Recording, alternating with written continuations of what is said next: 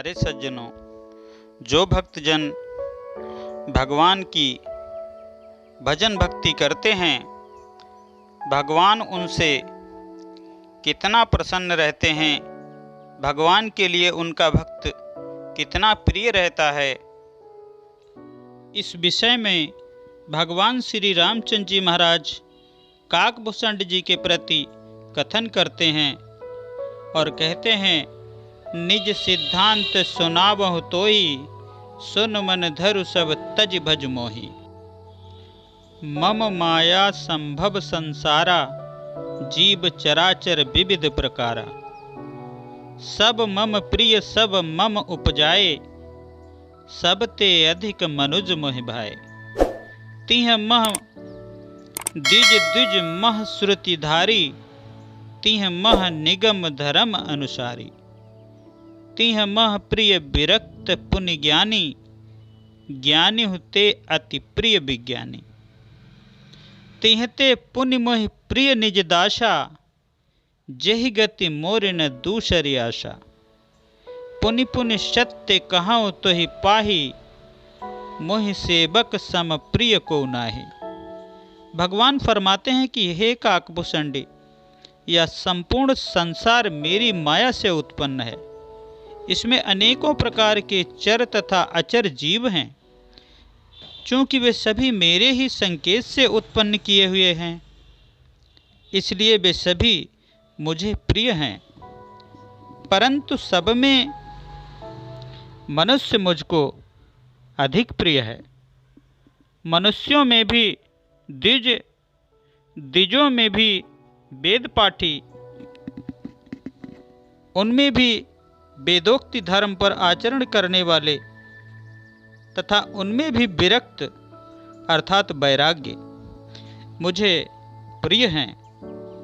और फिर कहते हैं, उनसे भी अधिक ज्ञानी, और फिर ज्ञानियों से भी अत्यंत प्रिय विज्ञानी।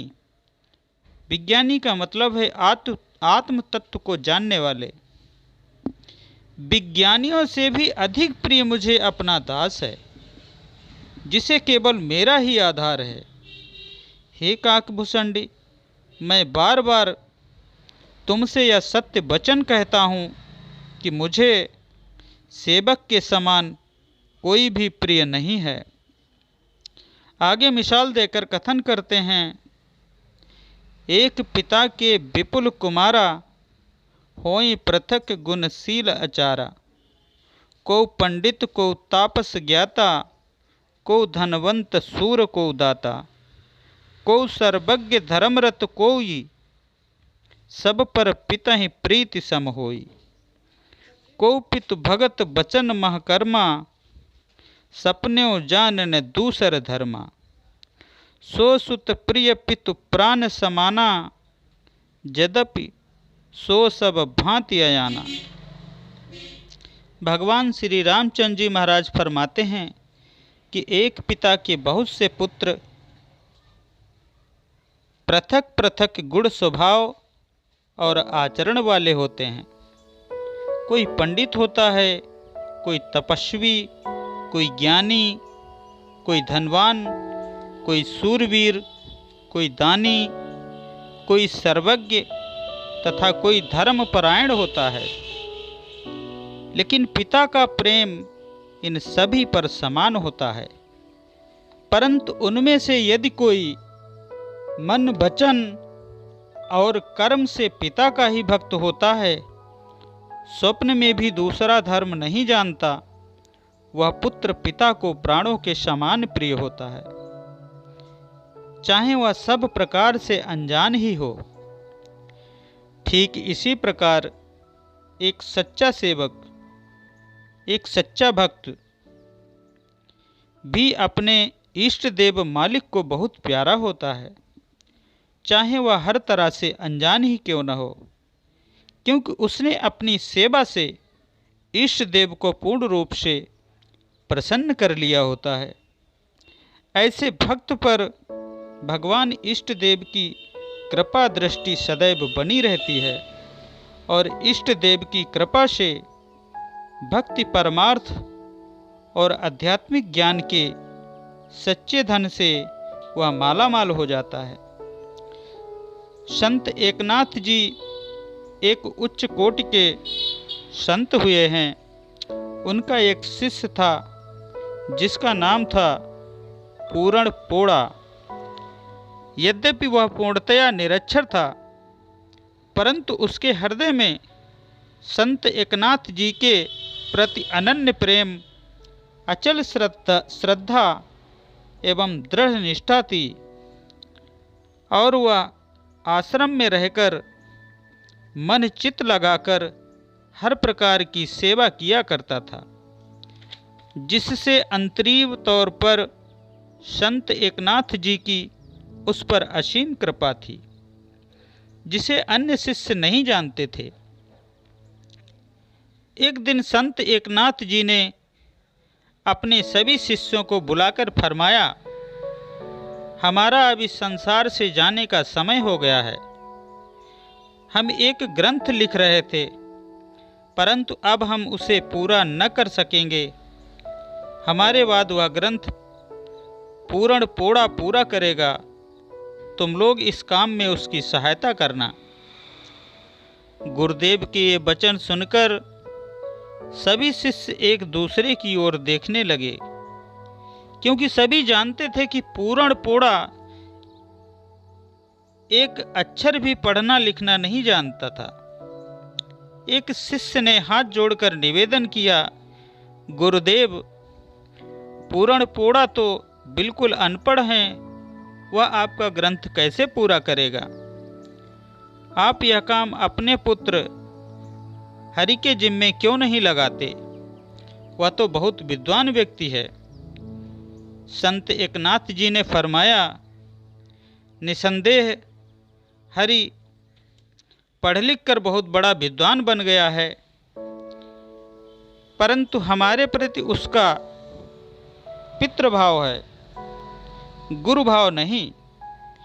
इसलिए जैसी निष्ठा, श्रद्धा, प्रीत और सेवा की भावना सतगुरु के प्रति होनी चाहिए, वैसी हरि में नहीं है। इसलिए वह गुरु कृपा के अभाव में गुरु ज्ञान से वंचित है। उसे शास्त्रों का ज्ञान तो है, परंतु आत्मज्ञान से वह अभी बहुत दूर है।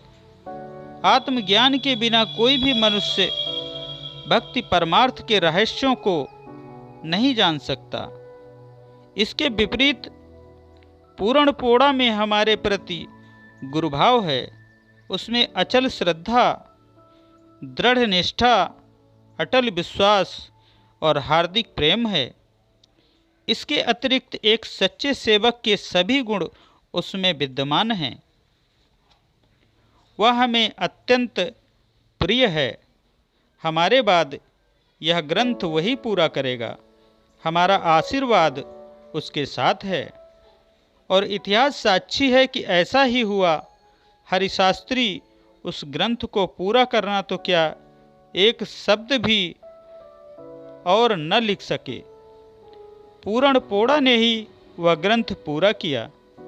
इस प्रकार संत एकनाथ जी की कृपा से पूरण पोड़ा भक्ति, परमार्थ और आध्यात्मिक ज्ञान की सच्ची संपदा पाकर कृतार्थ हो गया।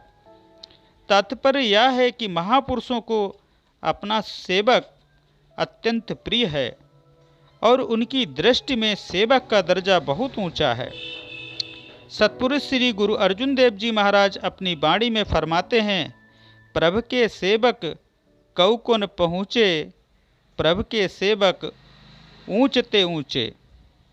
जो प्रभु अपनी सेवा लाइया, नानक सो सेवक दहदिस प्रगटाइया। गुरुवाणी में फरमाते हैं कि संसार का कोई भी मनुष्य प्रभु के सेवक की समता नहीं कर सकता, क्योंकि प्रभु के सेवक का दर्जा ऊंचे से भी ऊंचा है। जिसको प्रभु ने अपनी सेवा में लगाया है, अर्थात अपना सेवक बनने का सौभाग्य बख्शा है, वह सेवक दसों दिशाओं में प्रकट हो जाता है, अर्थात उसका यश सारे जगत में फैल जाता है। संसार का कोई साधारण से साधारण पद भी यदि प्राप्त करना हो तो उसके लिए भी मनुष्य को कुछ विशेष नियमों का पालन करना पड़ता है। फिर सेवक का पद तो सबसे ऊंचा है।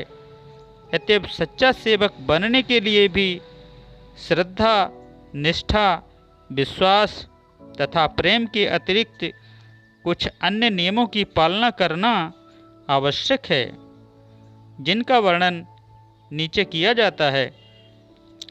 सच्चा सेवक बनने के लिए जो नियम हैं, उनमें प्रथम नियम का वर्णन करते हुए सतपुरुष श्री गुरु अमरदास जी फरमाते हैं, गुरु सतगुरु का जो सिद्ध अखाए, सुभल के उठ हरिनाम ध्याए।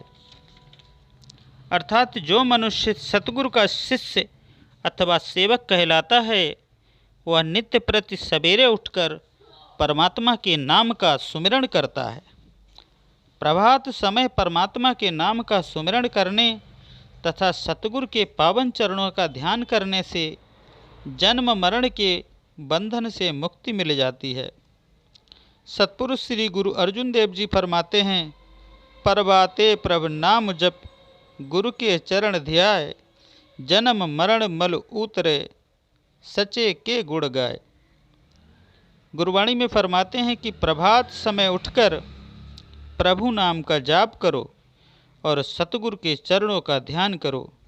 सत्य स्वरूप प्रभु का गुणगान करने से जन्म मरण की मलिनता दूर हो जाती है, अर्थात जन्म मरण के चक्र से मुक्ति मिल जाती है। विचार करो कि दुनिया की ऊंची से ऊंची पदवी प्राप्त हो जाने पर भी मनुष्य का जन्म मरण के बंधन से छुटकारा नहीं होता, जबकि एक सच्चा सेवक नाम सुमिरण और भजन ध्यान के प्रताप से जन्म मरण के बंधन से मुक्त होकर परम धाम में अस्थायी निवास प्राप्त करता है। उच्च से उच्च पदवी प्राप्त होने पर भी संसारी मनुष्य नाम सुमिरण में अपना समय लगाने की अपेक्षा उसे माया काया तथा उससे संबंधित पदार्थों में लगाता है। इस कारण जीवन की बाजी हार कर यहाँ से जाता है और फिर से 84 के चक्र में फंस जाता है, जबकि सच्चा सेवक नाम सुमिरण और भजन ध्यान की सच्ची कमाई करके अपना समय सफल करता है और जीवन की बाजी जीतकर मोक्ष पद को प्राप्त करता है। वैसे तो नाम सुमिरण और भजन ध्यान हर समय ही किया जा सकता है और जब भी समय मिले करना भी चाहिए, परंतु इसके लिए सबसे उत्तम समय महापुरुषों ने प्रभात बेला को ही बताया है। सतपुरुष श्री गुरु नानक देव जी महाराज अपनी पवित्र वाणी में फरमाते हैं, नाउ प्रभाते सबद ध्याये, छोड़हु दुनि परीता, प्रणवति नानक दास निदासा, जग हरिया तिन जीता। अर्थात संसार की प्रीत को छोड़कर और प्रभात समय उठकर सतगुरु के उपदेश के अनुसार जो सतगुरु के बख्शे हुए शब्द अर्थात नाम का सुमिरण करता है और दासों का दास बन जाता है, सतपुरुष श्री गुरु नानक देव जी महाराज फरमाते हैं कि वह जीवन की बाजी जीत जाता है, जबकि संसारी मनुष्य जीवन की बाजी हार जाता है।